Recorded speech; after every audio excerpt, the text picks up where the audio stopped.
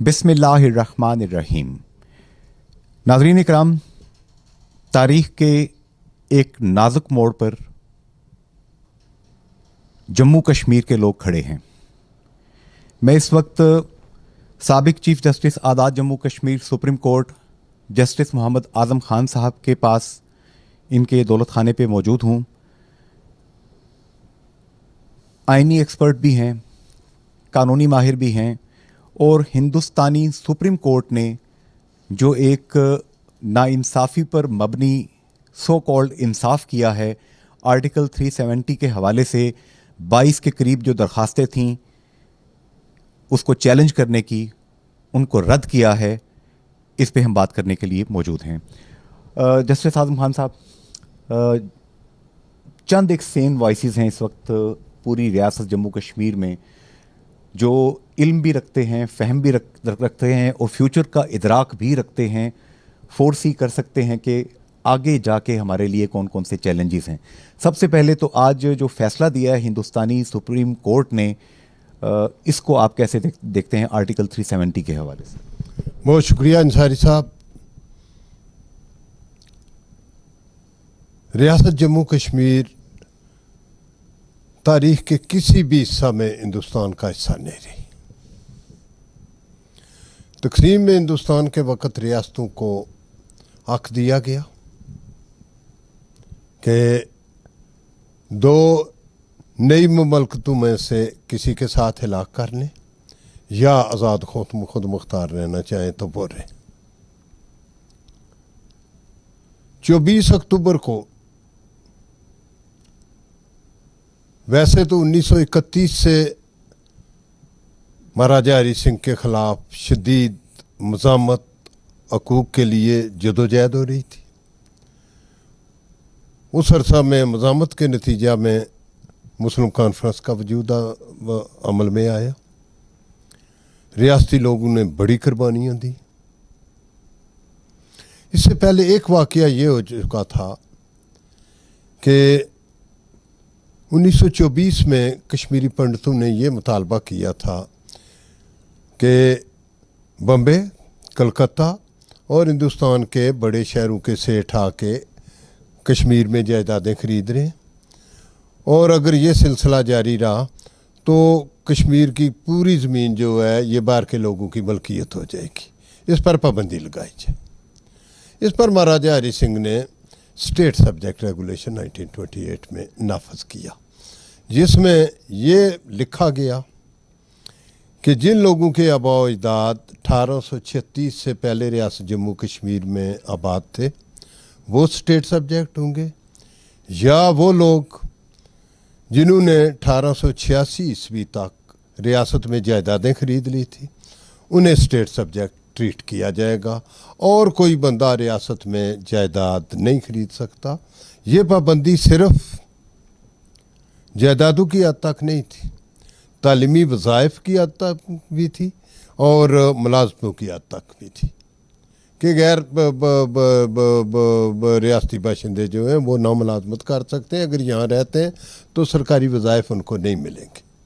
एक रियायत ये दी गई, जो लोग कारोबार या मुख्तलिफ इगराज से रियासत में रह रहे हैं, 15 साल अगर मुसलसल वो रहते हैं तो उन्हें रियासत बाशिंदा दर्जा सोम का दर्जा दिया जाएगा, वो जायदाद खरीद सकेंगे। वहाँ भी डिस्टिंक्शन ये रखी गई कि रियासती बाशिंदे दर्जा अव्वल जो हैं, जहाँ उनका और दर्जा सोम वालों का टकराव होगा वहाँ दर्जा अव्वल को अवलियत दी जाएगी। इस पर अमल दरामद मुसलसल होता रहा। अज़ां बाद हिंदुस्तान के आर्टिकल 35A ऐड किया गया, जिसके तहत इसको स्टेट सब्जेक्ट रेगुलेशन को तहफ़्फ़ुज़ दिया गया, आइनी तहफ़्फ़ुज़ दिया गया। अब हिंदुस्तान का आइन जब बना उससे पहले तकसीम के वक़्त ये हुआ था कि 24 अक्टूबर को आज़ाद हुकूमत का क़याम अमल में आया। हिंदुस्तान ने बदनीति से महाराजा हरी सिंह को ट्रैप करके चिट्ठी एक लिखवाई कि मैं इलाक़ करना चाहता हूँ हिंदुस्तान के साथ। वही 90% आबादी रियासत की मुसलमान थी, जिग्राफी हदूद पाकिस्तान के साथ मिलती थी। इलाक़ अगर होना तो कुदरती हदूद जहाँ मिलती हैं और जहाँ डोमिनेंट आबादी है, दो कौमी नज़रिए के तहत या तकसीम का जो फार्मूला था उसके तहत, तो फिर पाकिस्तान के साथ बनता था। एक ये भी नुक्ता नज़र है कि महाराजे ने इलाक़ की कोई चिट्ठी नहीं लिखी, एक्सेशन डॉक्यूमेंट था ही नहीं। कहते हैं जी ये हिंदुस्तान ने जाली दस्तावेज़ात बनाई है। एक नुक्ता नज़र ये भी है। अगर मान भी लिया जाए तो इलाक़ की बात उन्होंने की थी 4 बातों की: दफ़ा, currency, foreign affairs, foreign trade और कम्युनिकेशन। बाकी कोई चीज़ जो थी उस इलाक़ की दस्तावेज़ में हिंदुस्तान को नहीं दी गई। हिंदुस्तान ने कश्मीर इंडियन कॉन्स्टिट्यूशन में आर्टिकल 370A ऐड किया, जिसका स्पेशल स्टेटस दिया गया रियासत जम्मू कश्मीर को। इस दौरान अक़वाम मुत्तहिदा में मसला चला गया था। अक़वाम मुत्तहिदा की करारदादें मौजूद हैं कि रियासत जम्मू कश्मीर की किस्मत का फ़ैसला रियासती अवाम आज़ादाना राय शुमारी के ज़रिए करेंगे। उनको राइट है जो अपनी किस्मत का फ़ैसला जिस तरह करना चाहते हैं वो करें। इन करारदादों में रियासत की सालमियत को बतौर एक आरकाई के तस्लीम कर लिया गया कि 1846 मुआहदा अमृतसर के तहत जो हदूद थी या 14 अगस्त 1947 को जो हदूद रियासत की थी वो सारी उन पर मुश्तमिल रियासत जम्मू कश्मीर है। और उस सारी हदूद के अंदर रहने वाले लोग जो हैं उन्होंने अपनी किस्मत का फ़ैसला अक़वाम मुत्तहिदा की करारदादों के तहत करना। हिंदुस्तान ने डिफरेंस क्या किया? अच्छा जी, स्पेशल स्टेटस है। स्पेशल स्टेटस उन्होंने इसलिए रखा कि अक़वाम मुत्तहिदा की करारदादें उनके तहत जी स्पेशल स्टेटस है, इंडियन कॉन्स्टिट्यूशन सारा लागू नहीं होगा। होना तो ये कि 4 चीज़ें जो है अगर इलाक़ की बात करते हैं तो उन 4 चीज़ों की हद तक ही लागू हो सकती। इलाक़ किया था और लॉर्ड माउंटबेटन ने, जो गवर्नर जनरल हिंदुस्तान का था, उसने जवाबन यही कहा जी 4 चीज़ों की हद तक इलाक़ है और अतमी फ़ैसला इसका रियासत जम्मू कश्मीर के लोग आज़ादाना रायशुमारी के ज़रिए करेंगे। उसका जो प्रोविजन है आर्टिकल 370 की, उसमें यह है कि हिंदुस्तानी कश्मीर में कॉन्स्टिट्यूएंट असम्बली बनाई गई थी कि कॉन्स्टिट्यूएंट असम्बली जो है वो रियासत का कानून बनाएगी। आर्टिकल 370 की हैसियत इब्दा में प्रोविजनल थी, आर्जी आर्टिकल था। इब्दा में कहा गया कि अगर इसको अबालिश करना, मतलब स्पेशल स्टेटस जो दिया गया उसको ख़त्म करना, तो ख़त्म एक तरीके से हो सकेगा कि कॉन्स्टिट्यूएंट असम्बली जो है वो करारदाद पास करे, गवर्नर को भेजे और गवर्नर प्रेसिडेंट इंडिया को भेजे कि ये आर्टिकल कॉन्स्टिट्यूएंट असम्बली कहती है ये ख़त्म कर दिया जाए। 56 का कॉन्स्टिट्यूशन जब कश्मीर का बन गया उसके बाद कॉन्स्टिट्यूएंट असम्बली ख़त्म हो गई।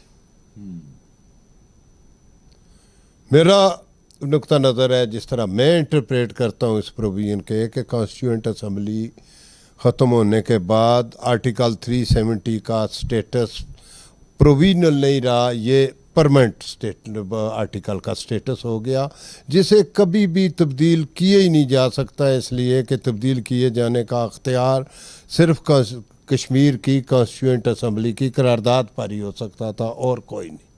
और यही केस जो पिटिशनर इंडियन सुप्रीम कोर्ट में थे, उनके वकीलों ने जो पुट किया वो यही था कि कॉन्स्टिट्यूएंट असम्बली ख़त्म होने के बाद ये आर्टिकल परमानेंट स्टेटस अचीव कर चुका, इसको तब्दील किया ही नहीं जा सकता। तब्दील करने वाली बॉडी जो है जिसको अख्तियार था कॉन्स्टिट्यूएंट असम्बली, वो ख़त्म हो चुकी है।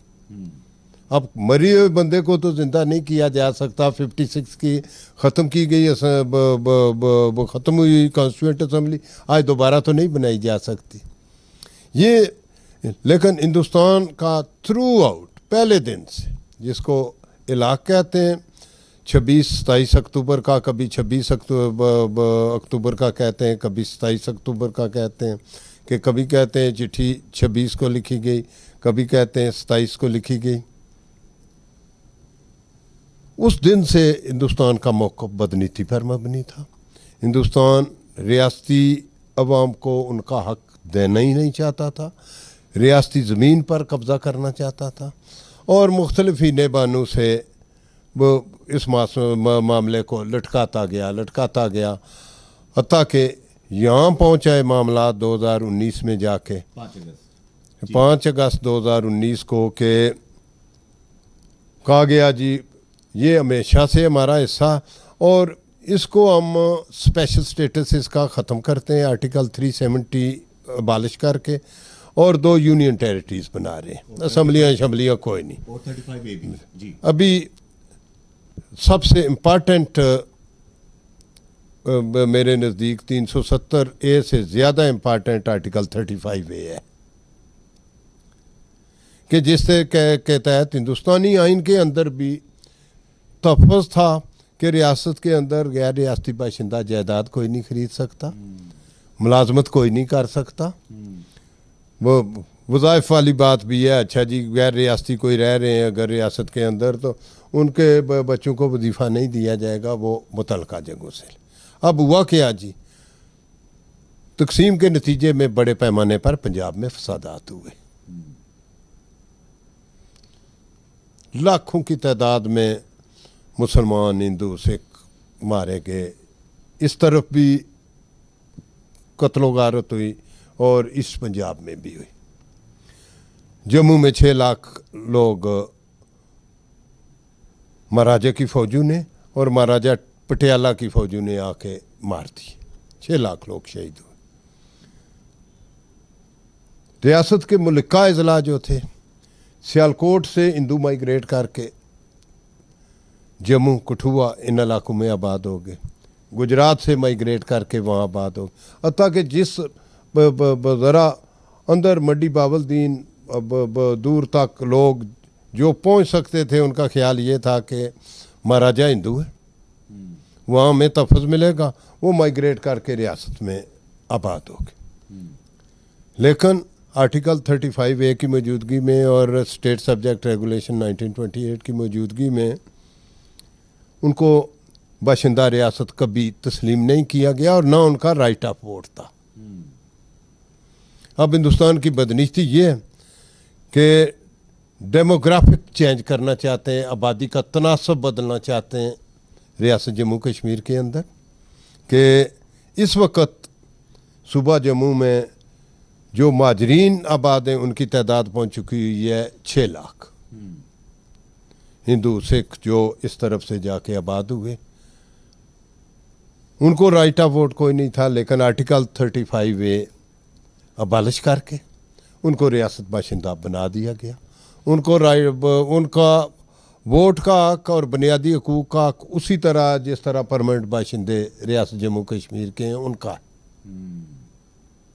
ये है मकसद 35A को अबालिश करने का, किसी वक्त अगर रायशुमारी होती है तो आबादी का तनासब तब्दील करके, मतलब 6 लाख लोग बेयक वक्त ऐड कर देना तो ये तनासब तब्दील हो सकता है। ये दूसरा कि बड़े तादाद में ईस्ट पंजाब के लोग जो हैं उनको आबाद किया जा रहा है, जम्मू के इस इलाके में इंडस्ट्रियलाइजेशन की जा रही है, ईस्ट पंजाब के लोग आके इंडस्ट्रीज लगा रहे हैं, कारोबार के लिए परमानेंट सेटल हो रहे हैं, और जो सेटल हो गया डोमिसाइल उनको दे के वो बाशिंदा रियासत हो गई।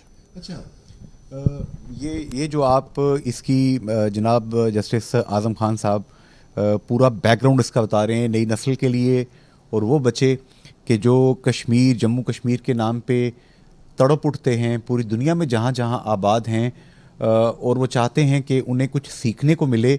मेहरबानी करके जस्टिस आज़म खान साहब की ये जितनी बातें हैं बहुत गौर से सुने। अच्छा जस्टिस आज़म खान साहब, ये आपने इसका बैकग्राउंड बता दिया। अब शेख अब्दुल्ला जो थे, उन्होंने जब ये आइन वहाँ पे बनाया, 2 झंडों का भी वहाँ पे इजाज़त हो गई, लेकिन तब से हिंदुस्तान के जो लोग थे बज़ाहिर तो सेकुलरिज्म की बात करते थे, वहाँ पे अक़वाम मुत्तहिदा में करारदादें जितनी थी उनके सिग्नेटरी भी थे कि हम प्लेबिसाइड कराएंगे, हालात पुरअमन होंगे तो फिर कश्मीर, जम्मू कश्मीर के लोग अपने वोट के ज़रिए, रायशुमारी के ज़रिए फ़ैसला करेंगे। तो आप इसका रूट देख रहे हैं कि ये वहीं से बदनीति हिंदू सरकार की थी, हिंदू सरकार कह लें, हिंदुस्तानी सरकार कह लें, बदनीति डे 1 से थी। अब उसकी मास्टर प्लान जो है उसको उन्होंने रूबा अमल अब जाके किया है। बात यह है जी, बदनीति जो है उनकी, ये 14 अगस्त से नहीं होती। इसके लिए आपको थोड़ा पीछे देखना पड़ेगा। ये बात तो तय हो चुकी थी साल पहले 46 में कि हिंदुस्तान ने तकसीम होना, 2 नई मुल्कतें बननी है। कश्मीर पर हिंदुस्तान की नज़र हमेशा से थी कि कश्मीर हमने हर हालत में लेना। इंडियन इंडिपेंडेंस एक्ट आया जब, तो इंडियन इंडिपेंडेंस एक्ट में जो इलाके पाकिस्तान को दिए जाने थे उनमें गुरदासपुर जिला पूरा था। हिंदुस्तान की लीडरशिप ने बहुत चालाकी से लॉर्ड माउंटबेटन को ट्रैप किया। बहुत लोग कहानियाँ इस तरह करते हैं, अच्छा जी लेडी एडविना माउंटबेटन से नेहरू के तल्लक थे, उसके ज़रिए माउंटबेटन को ट्रैप किया। फिर उन्होंने बाउंड्री कमीशन को मैनेज किया, और अगर गुरदासपुर हिंदुस्तान के साथ न जाता तो रियासत कश्मीर में दाखिले के लिए हिंदुस्तान के पास रास्ता ही कोई नहीं था। इसलिए सूबा ज़िला गुरदासपुर के वो इलाके जिनके ज़रिए हिंदुस्तान दाखिल हो सकता कश्मीर में, वो बाउंड्री कमीशन के ज़रिए वो हिंदुस्तान को दिलवा दिए गए। ये वहाँ से सीड पड़ा इस चीज़ में। ये मतलब वो विजिलेंट थे बहुत कि रियासत कश्मीर हर हालत हमने लेनी।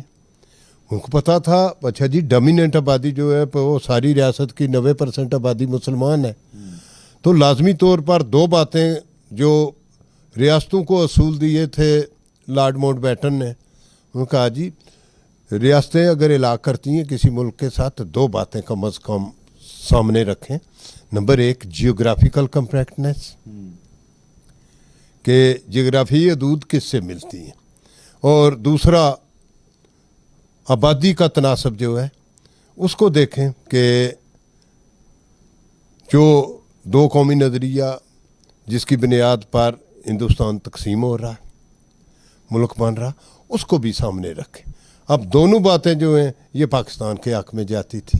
90% आबादी मुसलमान, हदूद सारी चित्राल से लेके तो गुरदासपुर तक ये सारी मिलती थी पाकिस्तान के साथ। हिंदुस्तान के साथ तो अरुणाचल प्रदेश का इलाका मिलता था जहाँ से रियासत में दाखिल होना आज भी मुश्किल है, सड़कें कोई नहीं, हिंदुस्तान इतने बड़े पैसे खर्च करके नहीं बना सका। हिंदुस्तान की लीडरशिप विजिलेंट थी, उन्होंने मैनेज करके लिया। कायदे आज़म बड़े लीडर थे, बहुत रिस्पेक्ट है, मुझे पसंद भी करता हूँ, लेकिन वो विजुअलाइज नहीं कर सके, वो असेस नहीं कर सके कि कांग्रेस की लीडरशिप जो है वो कश्मीर अडॉप्ट करने के लिए, कश्मीर लेने के लिए क्या कर रही है, और बहुत से मसाइल में उलझे हुए थे। शायद हेल्पिंग हैंड का वो कोई नहीं था कायदे आज़म का, साथ टीम ऐसी कोई नहीं थी। वो कायदे आज़म का अपना फरमान है कि पाकिस्तान मेरे स्टेनो और मेरे कलम ने बनाया, सेक्रेटरी ने बनाया, खुर्शीद साहब, जी हाँ, स्टेनो जी। मतलब ये कि टीम कोई नहीं। कांग्रेस के पास बड़ी 76 लोगों की टीम थी जिन्होंने मिल के प्लानिंग करके गुरदासपुर ले लिया। उनका मतलब पहले दिन से, जो आपका सवाल है ना कि क्या पहले दिन से बदनीति, पहले दिन से नहीं, तो पाकिस्तान बनने से पहले उनकी नज़र थी कश्मीर पर और मैनेज करके उन्होंने अपना रास्ता बनाया गुरदासपुर के ज़रिए। अब हिंदुस्तान किसी भी कोई ज़ाब्ता अखलाक दुनिया का उसको मानने को तैयार नहीं।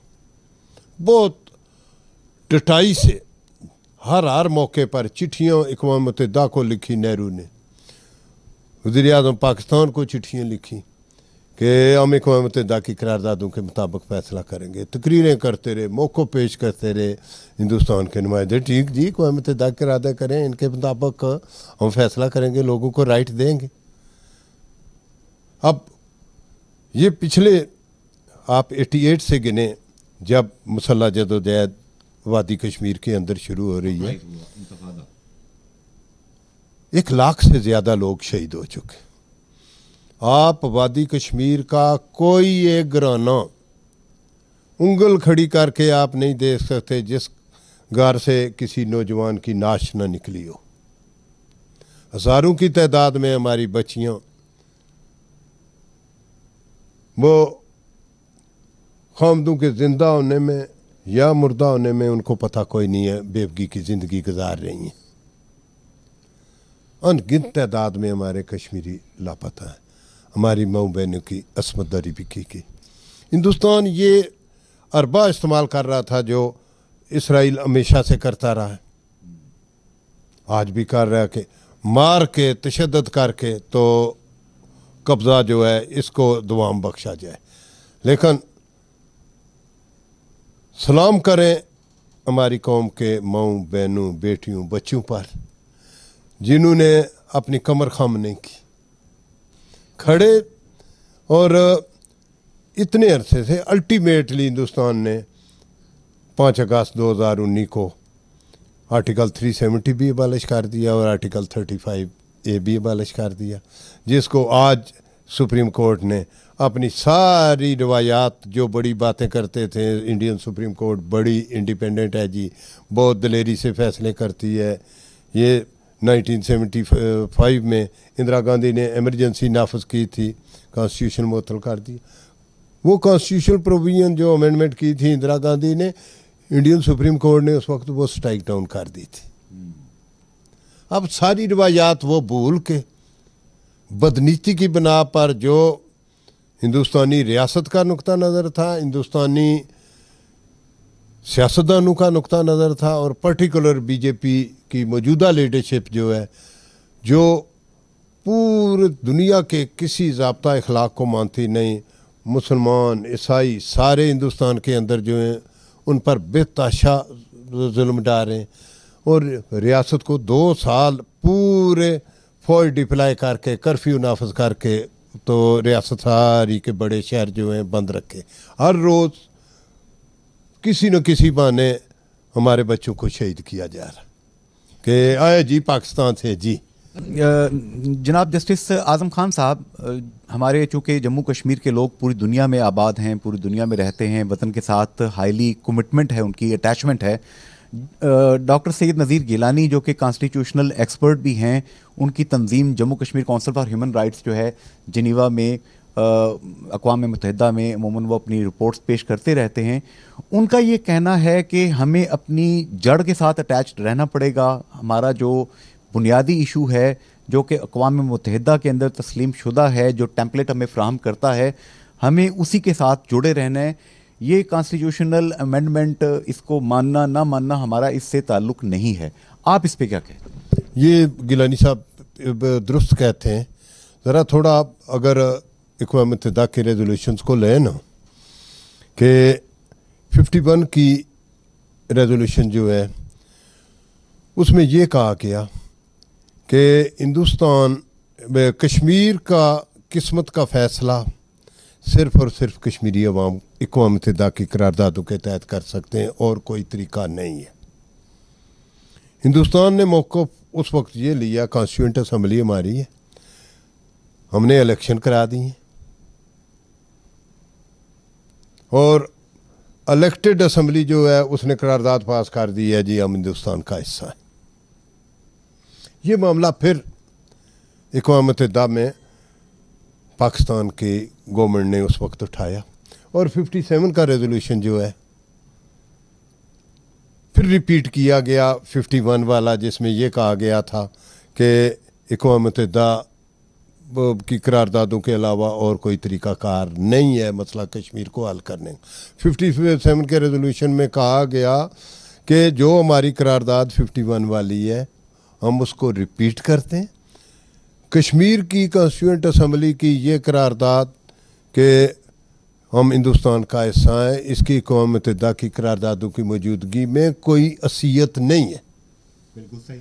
मतलब ये रिपीट किया अक़वाम मुत्तहिदा ने 57 में। फिर आज भी सूरत वही है कि अक़वाम मुत्तहिदा की करारदादें वैलिड मौजूद हैं।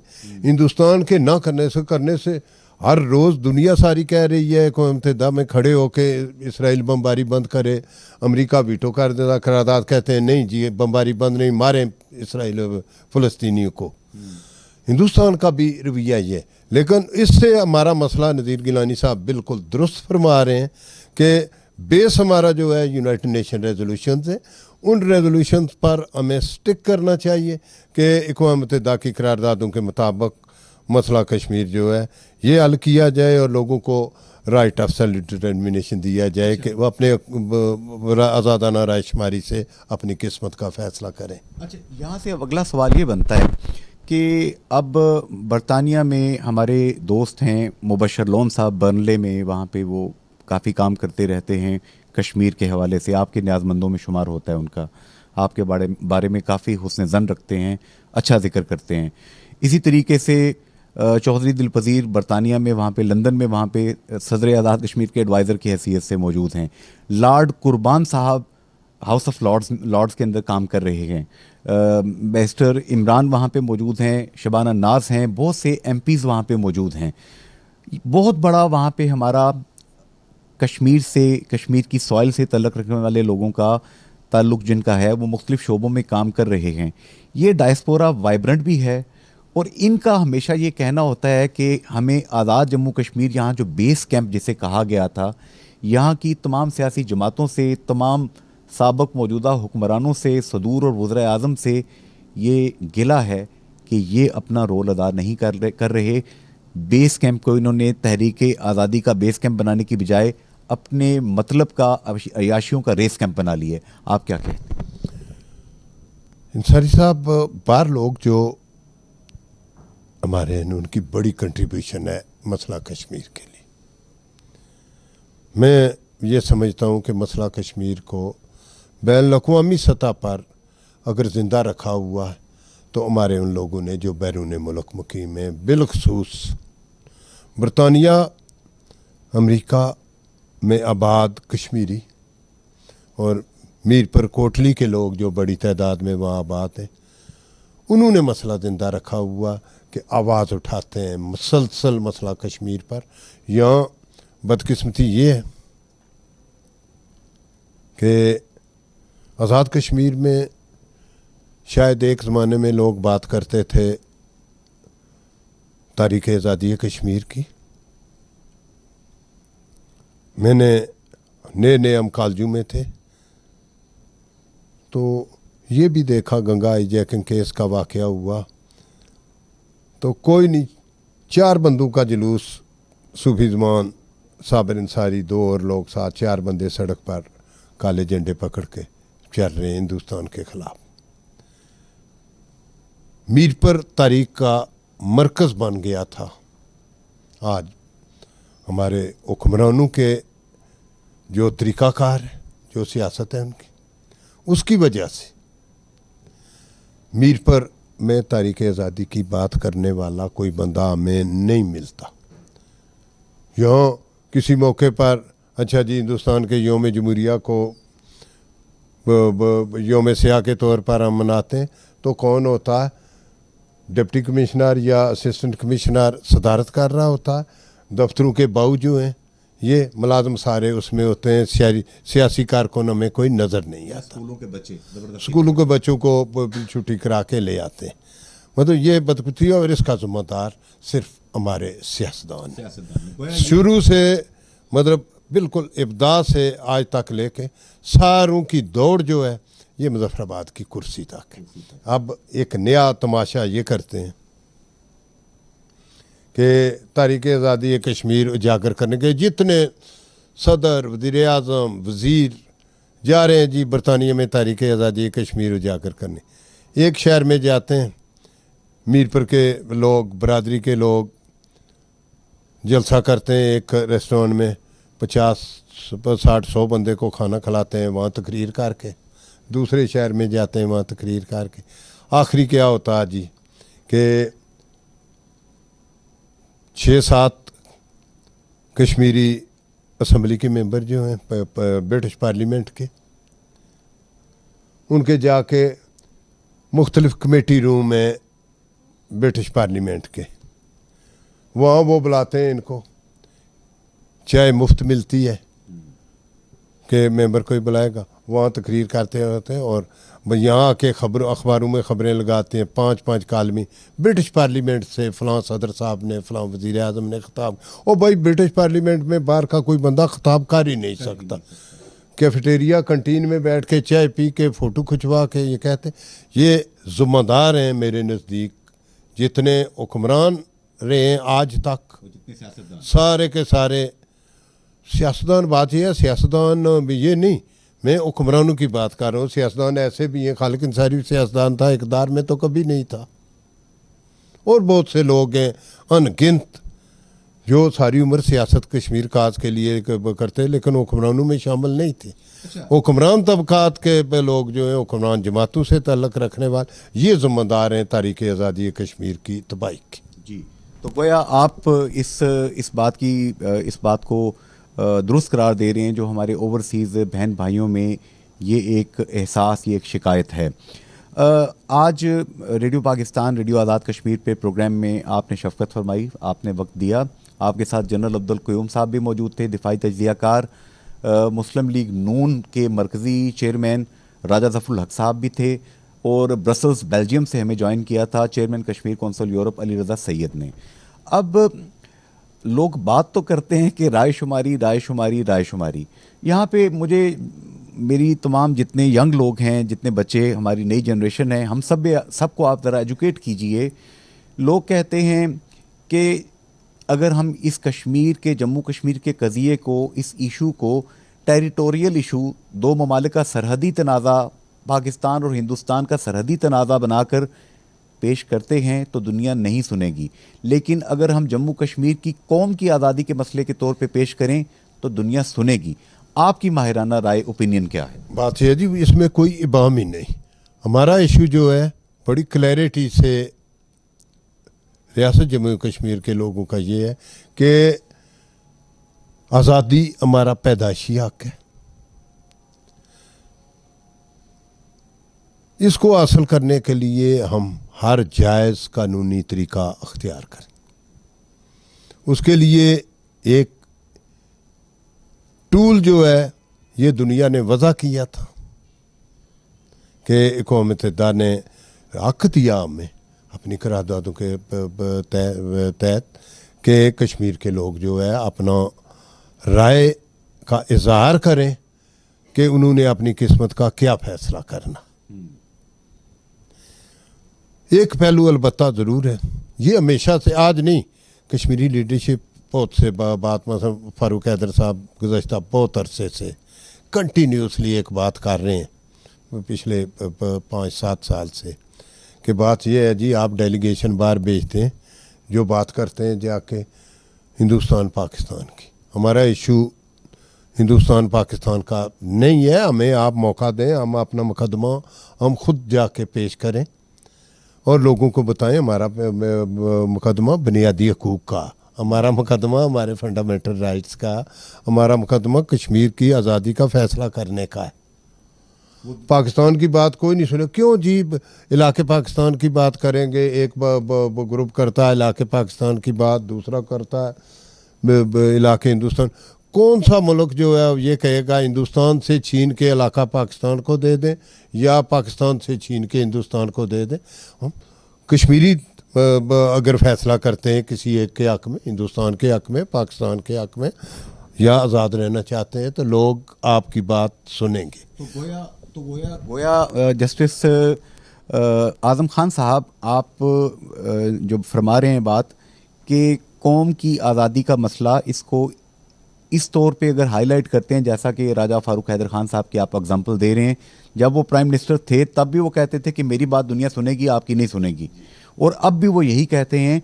और इसी वजह से शायद कहा जाता है कि मुक़्तदरा एस्टेब्लिशमेंट ने उन पे रेड रंग का क्रॉस लगा दिया। क्या ऐसा होता है कि कश्मीर, चाहे यहाँ का कश्मीर, जम्मू कश्मीर, चाहे हिंदुस्तानी एडमिनिस्ट्रेटेड जम्मू कश्मीर, जब वो कश्मीर की सेन वॉइसेस, कश्मीर की इंडिजिनस वॉइसेस अपनी कौम की आज़ादी की बात करते हैं, तो उधर उन पर हिंदुस्तान क्रॉस लगा देता है, इधर यहाँ पर मुक़्तदरा के लोग जो कि अपने लिहाज से सोचते हैं वो उन पे क्रॉस लगा देते हैं? नहीं, फ़र्क ज़रा ये देखें, ये पहलू अपनी जगह, आज़ाद कश्मीर की सियासत इसी तरह चलती है, जो बात करेगा उस पर क्रॉस लगेगा। अक़वाम मुत्तहिदा में मसला कश्मीर गया ना, जब हिंदुस्तान वाले शेख अब्दुल्ला को कश्मीर का नुमाइंदा बना के ले गए, कश्मीरी अवाम का नुमाइंदा ये पेश की। हमारे सदर थे इब्राहिम खान, सरदार मोहम्मद इब्राहिम खान।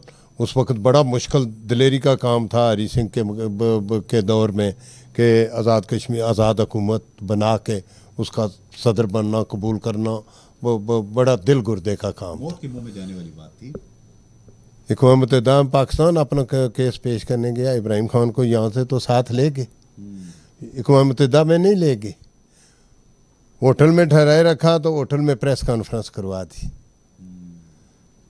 मतलब पॉलिसी पहले दिन से वाज़े पॉलिसी, इब्हाम का शिकार है। वाज़े पॉलिसी थी नहीं कि समत क्या है। तो समत पाकिस्तान की जो ब्यूरोक्रेसी थी उसने समत तय नहीं होने दी।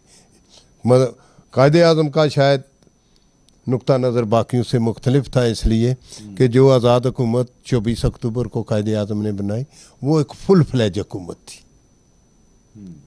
उसका वज़ीर दफ़ा भी था, उसका वज़ीर ख़जाना भी था, उसका कम्युनिकेशन का मिनिस्टर भी था, आज़ाद फ़ौज भी कायदे आज़म ने खड़ी करवा दी थी। इन्होंने क्या कायदे आज़म के मरने के बाद कि मुआहदा कराची करा दी। लिखा तो गया 4, लेकिन अमली तौर पर गिलगित बल्तिस्तान का कंट्रोल ले लिया और अमली तौर पर सारे जितने अख्तियारात थे वो मिनिस्ट्री कश्मीर अफेयर्स और ब्यूरोक्रेसी के पास चले गए। 50 से 60 तक चलता रहा रूल्स ऑफ बिजनेस के तहत। 60 में नए रूल्स ऑफ बिजनेस बने और फिर वो भयानक शक्ल है एक्ट 64 हमारे नाफज हुआ सदारती इलेक्शन करने के लिए। तो जो बात लोग उस वक़्त के जो है वो बताते हैं जी कि जॉइंट सेक्रेटरी के मिनिस्ट्री कश्मीर अफेयर्स आता था, वो कहता था सदर आज़ाद कश्मीर को आले पर आके मुझे रिसीव करे। और उस एक्ट 64 में लिखा हुआ था, जिस वक्त chief advisor joint secretary chief advisor था, तो चीफ एडवाइज़र चाहेगा असम्बली तोड़ देगा। मतलब ये अब ये कहें कि कायदे आज़म के मरने के बाद वाज़े समत मसला कश्मीर के मतलब पाकिस्तान की लीडरशिप जो है वो और ब्यूरोक्रेसी वाज़े समत का तयन नहीं कर सकी कि कैसे कश्मीरियों को साथ लेके आगे चलना और मसला कश्मीर बाइज़्ज़त तरीके से हल कराने के कश्मीरियों को हकूक़ कैसे दिलवाए जा सकते हैं, ये नहीं कर सके। अच्छा, आपने अब्दुल खालिक अंसारी एडवोकेट मरहूम, उनका इसमें ग्रामी लिया, जो कि जम्मू कश्मीर प्लेबिसाइट फ्रंट के बानियों में शामिल हैं। मकबूल भट्ट शहीद उनके साथियों में से थे। सूफ़ी ज़मान जिनका नाम आपने लिया वो भी उनके साथियों में से थे। गंगा त्यारा हाईजैक केस जो था उसमें भी इन लोगों को कन्विक्ट करके कहा गया जी कि आप शायद गद्दार हैं। बाद में सुप्रीम कोर्ट ने कहा नहीं भाई ये तो मुहिब वतन लोग हैं। उनका भी ज़िंदगी का आखिरी इंटरव्यू करने का मुझे इत्तफाक हुआ, सादत नसीब हुई। Chief justice retired Azad Jammu Kashmir high court justice Abdul Majeed Malik के दर्जनों इंटरव्यूज़ मैं करता था, जिस तरह आपके पास न्याज़मंदी के साथ मैं हाजिर हुआ। वो भी कश्मीर के हवाले से वाज़े बात करते थे। इन दोनों का ये कहना था कि पाकिस्तान की एस्टैब्लिशमेंट के चंद लोग हम कश्मीरियों पर एतमाद अगर करें तो हम कश्मीर केस आपको जीत के दे सकते हैं। हम पे एतमाद क्यों नहीं किया जाता? क्या हमारा जो स्टफ यहाँ पे सो कॉल्ड है, इसने अपने आप को इतना कम वजन कर दिया, इतना हल्का कर दिया कि इनकी आगे ग्रेस कोई नहीं है? बात यह है जी कि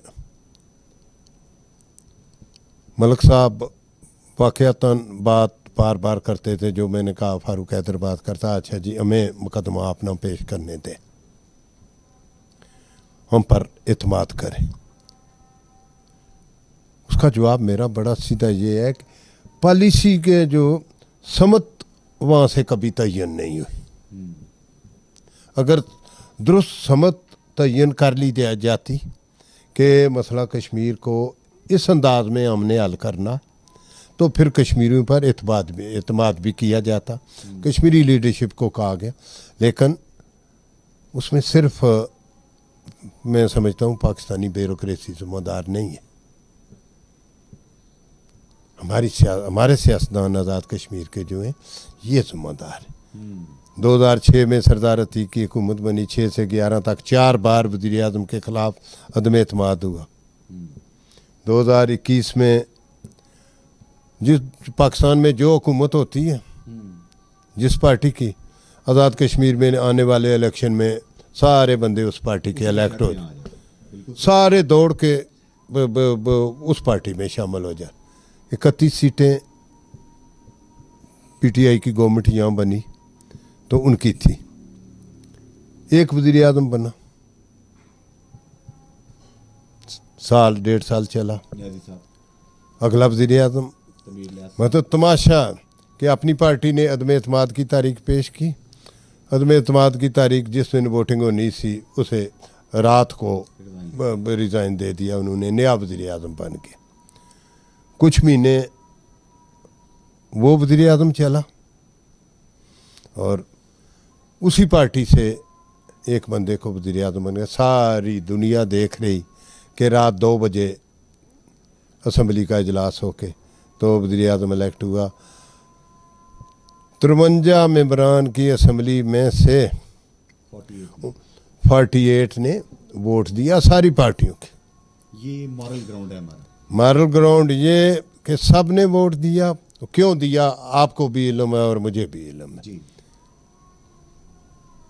5 महीने वज़ीर बनाए रखे, वज़ीरों को महकमा कोई नहीं दिया। सुन रहे, बड़ी डटाई से बैठे हुए कि तनख्वाहें मिल रही हैं, गाड़ियाँ एटी।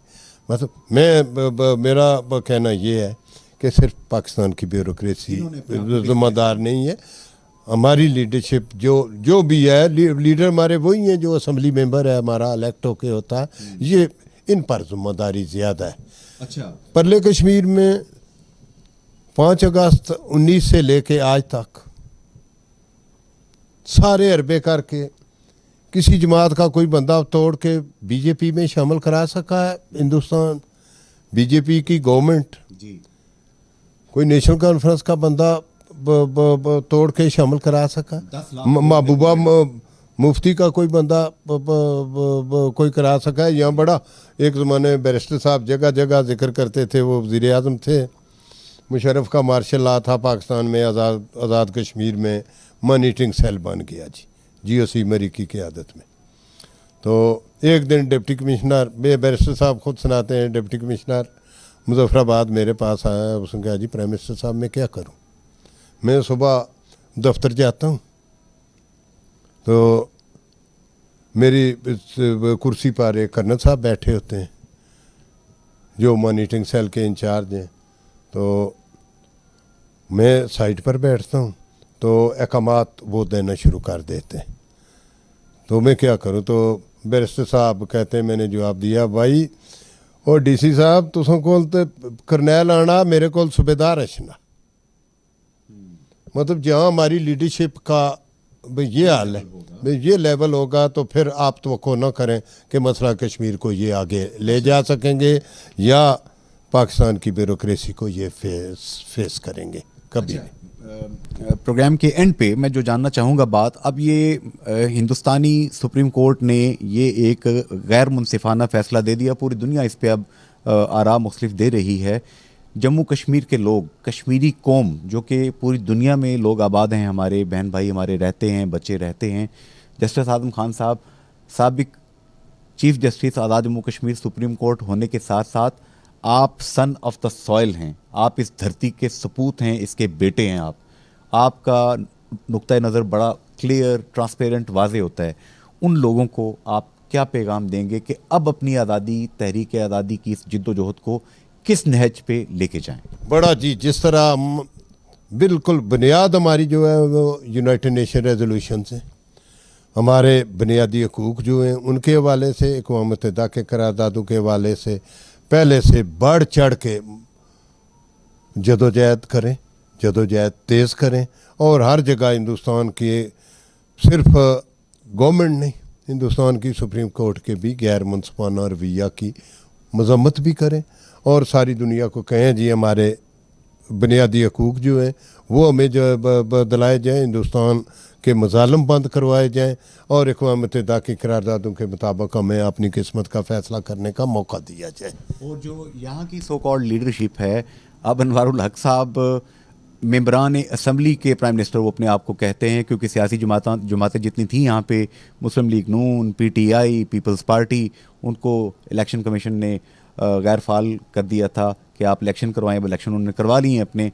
अब इधर देखते हैं हम तो कायद कश्मीर बैरिस्टर सुल्तान महमूद चौधरी साहब सदर हैं, अनवारुल हक साहब वज़ीर आज़म हैं। पीपल्स पार्टी में देखते हैं चौधरी यासीन साहब वहाँ पे सदर हैं, लतीफ़ अकबर साहब उनकी पार्टी के स्पीकर हैं। हम देखते हैं मुस्लिम लीग नून के राजा फ़ारूक हैदर ख़ान साहब वो मरकज़ी के ओहदा रखते हैं, साथ शाह गुलाम कादर साहब उनके यहाँ के सदर हैं। इसी तरह मुस्लिम कॉन्फ्रेंस के साबिक वज़ीर आज़म सरदार अतीक अहमद ख़ान साहब हैं। जम्मू कश्मीर पीपल्स पार्टी के हसन खालिद इब्राहिम ख़ान साहब हैं। ये तमाम लीडरशिप, इनको आप क्या पैगाम देंगे? होना तो शायद ये चाहिए था कि ये डिसीजन आया तो मिलियंस के हिसाब से कश्मीरी सड़कों पे इस तरफ भी होते जैसे ऑक्युपाइड कश्मीर के अंदर है। बात ये है जी, मैं समझता हूँ कि आज वक्त का तकाजा है, ये सारे लीडर जिनका आपने नाम लिया, ये काल दें, खुद सड़क पर निकलें, पूरी आज़ाद कश्मीर को लोगों को कहें कि आए आवाज़ बुलंद करें हिंदुस्तानी मज़ालिम के ख़िलाफ़, हिंदुस्तान की सुप्रीम कोर्ट के गैर मुनसिफाना फ़ैसले के ख़िलाफ़ और अपने तारीख़ आज़ादी कश्मीर के लिए अक़वाम मुत्तहिदा की करारदादों के तहत मुनसिफाना रायशुमारी के लिए, हिंदुस्तानी मज़ालिम बंद कराने के लिए ये सारी लीडरशिप जो है ये मुश्तरका तौर पर काल दे के बाहर निकले और लोग निकलना चाहिए, बिल्कुल खुद क़यादत करें। आप भी इस हवाले से कॉल देनी पड़ी, कॉल देंगे? बात यह मैं समझता हूँ ना मैं सियासी लीडर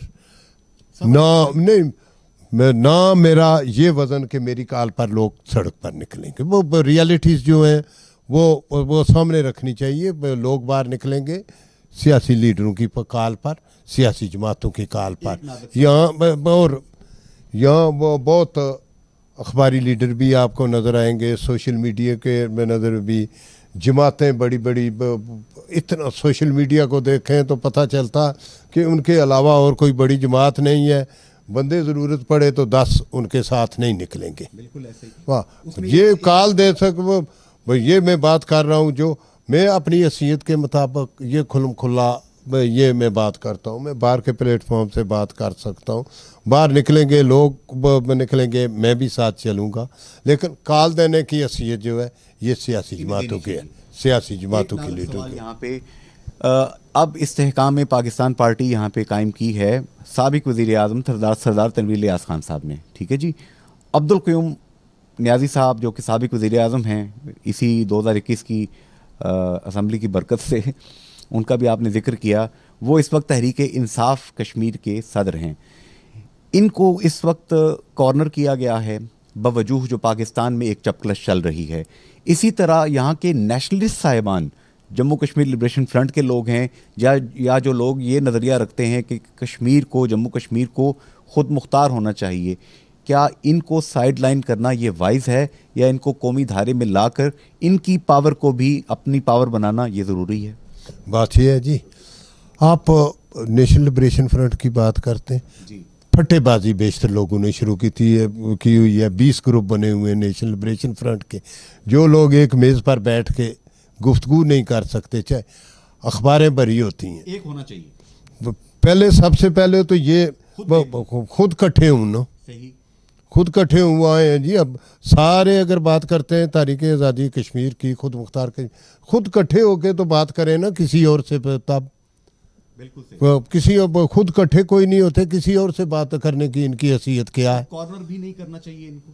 नहीं, कॉर्नर बात यह है, मैं नहीं कह सकता कि कौन है। बुनियादी लोगों का बहुत थोड़ा नहीं बड़ा एतराज़ है। कॉन्स्टिट्यूशन में भी पाबंदी लग गई कि नज़रिया इलाके पाकिस्तान का जो एफिडेविट नहीं देगा वो असम्बली का इलेक्शन नहीं लड़ सकेगा। अल्लाह गरीक रहमत करे, मलक साहब बात हमेशा करते थे आज़ादी की। लिबरेशन लीग के सदर थे ना जी। जमात का सदर जो है उसकी पार्टी तब रजिस्टर हो सकती है, जमात का सदर एफिडेविट देगा कि मैं रियासत जम्मू कश्मीर के पाकिस्तान के साथ इलाक़ पर यकीन रखता हूँ, उसकी मुखालफत कभी नहीं करूँगा। उनकी जमात रजिस्टर हुई थी ना अब्दुल मजीद मलिक साहब के एफिडेविट की बुनियाद पर। जी जी।